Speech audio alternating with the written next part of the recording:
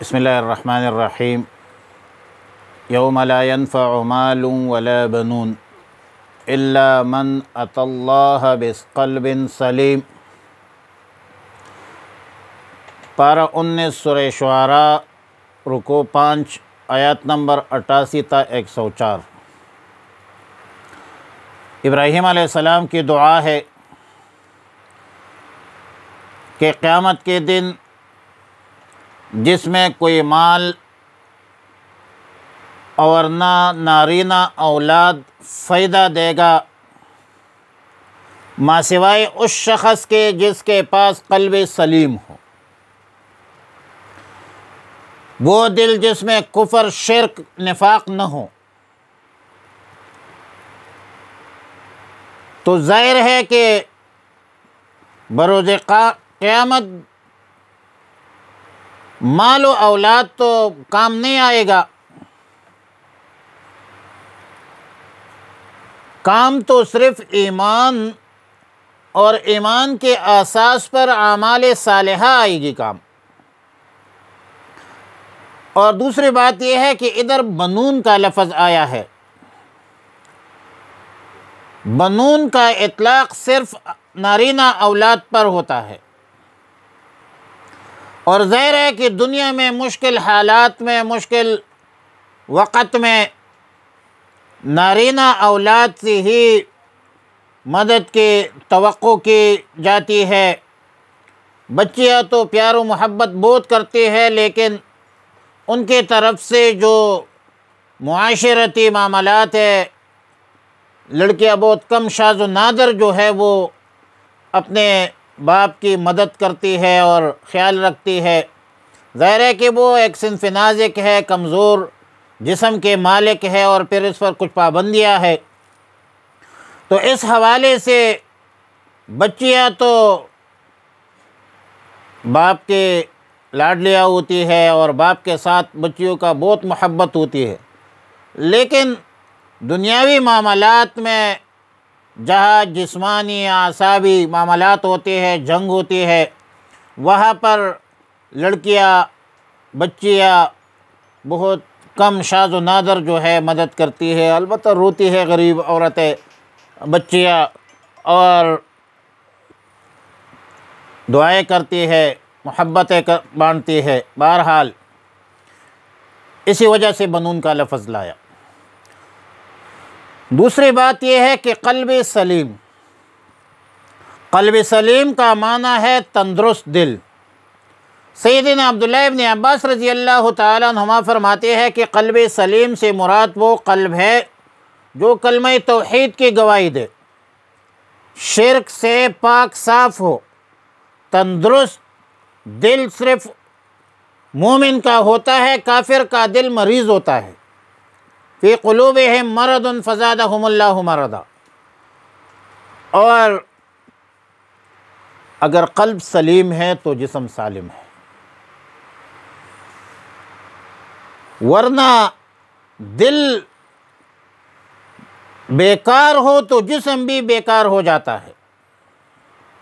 نبی علیہ الصلوۃ والسلام نے فرمایا ان فی جسدک مضغہ اذا صلحت صلح الجسد کلہ وَإِذَا فَسَدَتِ الْجَسَدُ كُلُّهُ أَلَا وَهِيَ الْقَلْبُ۔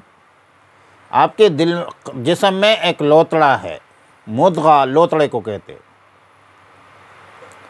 جب وہ ٹھیک ہو تو پورا جسم ٹھیک رہے گا، جب وہ بیکار ہو تو پورا جسم بیکار رہے گا۔ أَلَا وَهِيَ الْقَلْبُ، خبردار وہ دل ہے۔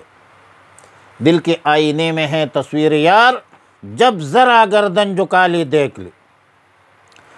ایک اور بات کہ آیات مذکورہ کے تفسیر کے ذیل میں یہ گزارش ہے کہ انسان کا مال و اولاد بھی کام آ سکتا ہے، لیکن بشرط ایمان۔ ایک شخص ایمان کے نور پر منور ہو، معطر ہو، تو وہ بھی کام آتی ہے۔ اور اس کی صورت یہ ہوگی کہ جس شخص نے اپنا مال، جان، اولاد اللہ کے راہ میں خرچ کیا، صدقہ جاریہ چھوڑ کر دنیا سے رخصت ہوئے، تو یقیناً یہ مال و اولاد بروز قیامت بھی کام آئے گی۔ صالح اولاد، یہ ایک بندہ جب مرتا ہے تو تمام اعمال اس کے ختم ہو جاتے ہیں، الا من ثلاث، اس میں ایک ولد صالح ہے، او ولد صالح او علم ينتفع به، تو یہ صالح اولاد جو ہے وہ بھی روز محشر کام آئے گی۔ اور خاص کر جو نابالغ اولاد ہے اور فوت ہو جائے تو یقیناً حدیث کی روح سے وہ شفاعت کا ذریعہ ہے۔ وَأَلْحَقْنَا بِهِمْ ذُرِّيَّتَهُمْ، یعنی ہم ملا دیں گے ان کو اپنے نیک بندوں کے ساتھ ان کی ذریت کی بھی۔ آیات نمبر 90 میں فرمایا وَأُزْلِفَتِ الْجَنَّةُ لِلْمُتَّقِينَ، قیامت کے دن ایمان والوں کے لیے جنت نزدیک کر دی جائے گی، اور کافروں کے لیے دوزخ سامنے لائی جائے گی، اور پھر دوزخ کو جب کافر دیکھیں گے تو غمزدہ ہوں گے، اور پھر اس دن ان گمراہوں کو کہا جائے گا کہ وہ تمہارے معبود کہاں ہے جن کے تم عبادت کرتے تھے اور اللہ کے بغیر غیر کی عبادت کرتے تھے؟ آیا اس وقت اس مشکل گھڑی میں وہ معبودان باطلہ تمہارا ساتھ دے سکتے ہیں؟ دوزخ کی آگ سے تمہیں بچا سکتے ہیں؟ پھر یہی عابدین، معبودین، گمراہ لوگ اور ابلیسی لعین کو دوزخ میں جو ہے وہ ڈالا جائے گے، اور پھر وہ اصنام، شیطان نہ اپنے آپ کو بچا سکیں گے نہ اپنے عابدین کو بچا سکیں گے، اور پھر دوزخ میں گفتگو کرتے ہوئے ان معبودین سے کہیں گے کہ یقیناً انا فی ضلال ہم صریح گمراہی میں تھے، اذ نسویکم برب العالمین، جب ہم نے پروردگار عالم کو ان معبودان باطلہ کے ساتھ برابر کیا، ہمیں تو ان بڑے مجرمین نے گمراہ کیا ہے، اب نہ ہمارا سفارشی ہے نہ کوئی مخلص دوست ہے کہ کم از کم خالی دلسوزی تو کر لے، ہمدردی کا اظہار کرنے والا کوئی نہیں ہے۔ پھر یہ کفار، فجار، منافقین عرض کریں گے، انتہائی حسرت سے کہیں گے کہ کاش ہم دنیا میں واپس چلے جاتے، ہم مسلمان ہو جائے اور ایمان لا کر ہم اللہ کی اطاعت اور رسول کی اطاعت میں زندگی بسر کرتے۔ آیت نمبر 102 تک ابراہیم علیہ السلام کی دعائیں تھی جو ختم ہوئی، اور آیت نمبر 103 سے اللہ تعالیٰ کا ارشاد مبارک ہے کہ بلا شبہ واقعہ مذکورہ میں ابراہیم علیہ السلام کی دعوت و عزیمت میں، بحث و مباحثہ میں، مناظرہ میں، امتحانات میں، قربانیوں میں پوری عالم انسانیت کے لیے عبرت ہے کہ توحید کا عقیدہ رکھ کے اور اپنے ذات کے اندر، اپنے اندر اللہ کا خوف اور خوف آخرت پیدا کرے، باوجود اس کے کہ مشرکین مکہ کے اکثر لوگ ایمان نہیں لاتے، لیکن بلا شبہ یا رسول اللہ صلی اللہ علیہ وسلم اللہ رب العالمین عزیز ہے، اللہ تعالی عزیز بھی ہے، رحیم بھی ہے۔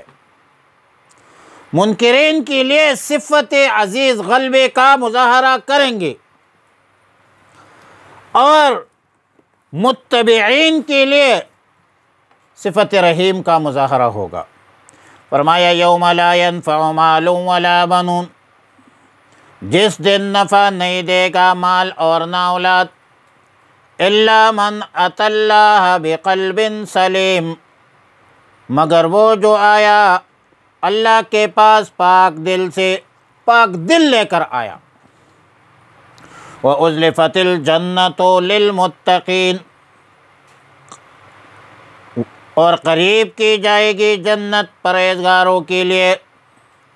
وَبُرِّزَتِ الْجَحِيمُ لِلْغَاوِينَ، ظاہر کی جائے گی دوزخ گمراہوں کے لیے۔ وَقِيلَ، اور کہا جائے گا، لَهُمْ، ان سے، أَيْنَمَا كُنْتُمْ تَعْبُدُونَ، کہا ہے وہ ہو جن کی تم پوجا کرتے تھے، عبادت کرتے تھے، من دون اللہ، اللہ کے بغیر، هل ينصرونکم، کیا وہ تمہاری مدد کر سکتے ہیں، او ینتصرون، یا بدلہ لے سکتے ہیں۔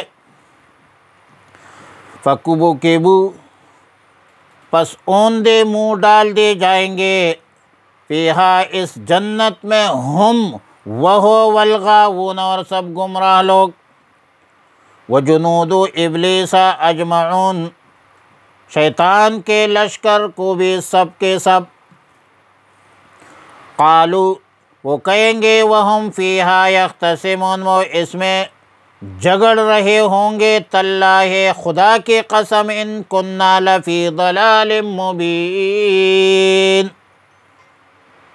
کہ بے شک ہم کلی گمراہی پر تیز، نسویکم برب العالمین، جب ہم برابر سمجھتی تھی تمہیں پروردگار عالم کے ساتھ، وما اضلنا، اور نہیں گمراہ کیا تھا ہمیں، الا المجرمون، مگر ان مجرموں نے، فما لنا من شافعین، پس نہیں ہے ہمارا کوئی سفارشی، ولا صدیق، نہ کوئی دوست، حمیم، کوئی غمخوار، فلو ان لنا کرۃ، پس کاش کہ ہو ہمارے لیے، کرۃ، ایک موقع، فنکون من المؤمنین، پس ہم ہو جاتے مومنوں میں سے، ان فی ذلک لآیۃ، بے شک اس میں نشانیاں ہیں، قدرت کی نشانی ہے، قدرت کی، وما کان اکثرهم مؤمنین، اور نہیں ہے اکثر ان میں سے ایمان لانے والے،